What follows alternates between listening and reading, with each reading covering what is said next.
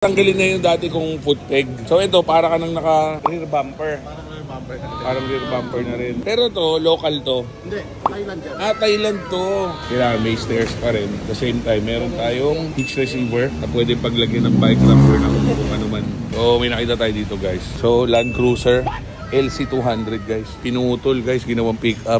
So sa mga hindi nakakalam guys, si FSR, gawaan talaga siya ng lahat ng klase ng mga pang 4x4. Actually kahit di 4x4, kahit van, gumagawa sila. Basta lahat ng accessories, meron sila dito. So ngayong araw guys, nandito naman tayo sa FSR Auto Works Off-Road Unlimited. So may ipapakabit na naman tayo dito sa ating Tamaraw. Papalagay ko natin dito guys is yung parang pinaka stepboard sa likod. Tsaka merong hitch receiver. So dito tayo guys, Boss Francis ng FSR. Yan o. So yun o. Grabe, sobrang solid pa yung bakal na yan. Para makahawak naman ako ng Tamaraw, wala akong pambili nito eh. Grabe. Naniniwala ba kayo? Kita niyo naman ginagawa dito. Puro lahat, no? Cruiser, FJ Cruiser, chimney. Ito pinakamura dito guys, Toyota Tamaraw. So, sa mga hindi nakakalam guys, si Boss Francis, siya unang-unang nag-set up ng mga Toyota Tamaraw. Kaya siguro na-set up niya na Tamaraw siguro mga almost 50. Ganun karami kasi yung stock niya na SGS na suspension, yung una 20, yung pangalawa 40 pieces. Lahat yun sold out. Tapos may mga parating pa uli siya. So minsan guys, pag dumadaan ako dito, ang ginagawa yung Tamaraw dito na sa mga 5. Minsan naman ang FJ, isang katutak din. Ayan, ang dami oh. So kabisado niya guys. Saka hands-on dito si Boss Francis. So tatanggalin na yung dati kong foot peg. So ito, para ka nang naka-rear bumper. Parang rear bumper na rin. May hitch ka na, pwede na rin maghatak dyan. Recovery. Pero to, local to. Hindi, Thailand yan. Thailand to. So Explorer ang brand.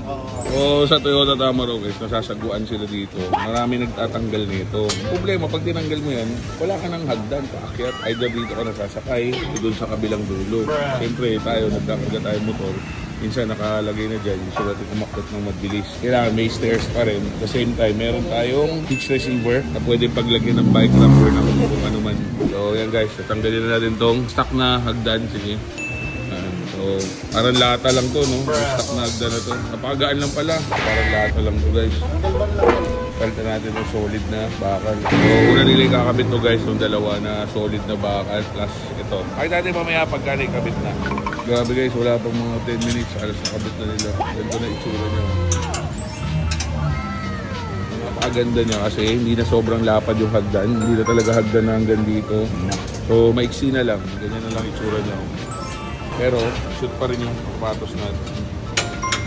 Laki pa rin yung sapatos, pwede pa dito. So may nakita tayo dito guys. First time niya sigurado makita. Ito ako first time ko makita ito eh. So Land Cruiser LC200 guys. Pinutol guys, ginawang pick up. So sigurado sabihin ng iba dyan, di masyado maganda eh. Kanya-kanya lang yan kung anong trip ng may-ari. Bigat ng pinto, bulletproof pala to. Kaya pala napakabigat. Grabe, bigat yung salamin oh. Ito yung salamin. So bulletproof na pick up. Grabe, bigat. Hirap isara ng pinto. So sa mga hindi nakakalam guys, si FSR, gawaan talaga siya ng lahat ng klase ng mga pang 4x4. Actually kahit di 4x4, kahit van, gumagawa sila. Basta lahat ng accessories, meron sila dito. Magmula sa shock absorber, recovery kit, rooftop tent, suspension, mga water port, snorkel, portable freezer, under vehicle armor, winch, awning tent, roam box, full exhaust, steel bumper, mugs, gulong, battery, pwede rin kayong mag-change oil. So lahat ng naisip nyo na services, meron din sila dito guys. A few moments later. Yun guys, tapos na. Pakita natin yung ilalim, no? Solid na solid pala yung bakal na yan guys. So, design siya pang Tamaraw talaga. So buo yan. Tapos sobrang kapal. Ano naman yung bakal, oh. Sobrang kapal, oh. No.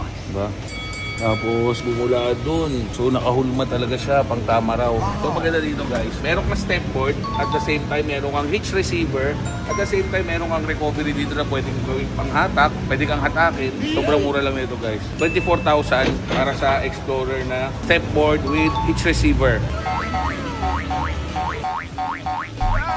Tibay na matibay na yan ha. Sobrang tibay na yan. Sure na yan guys.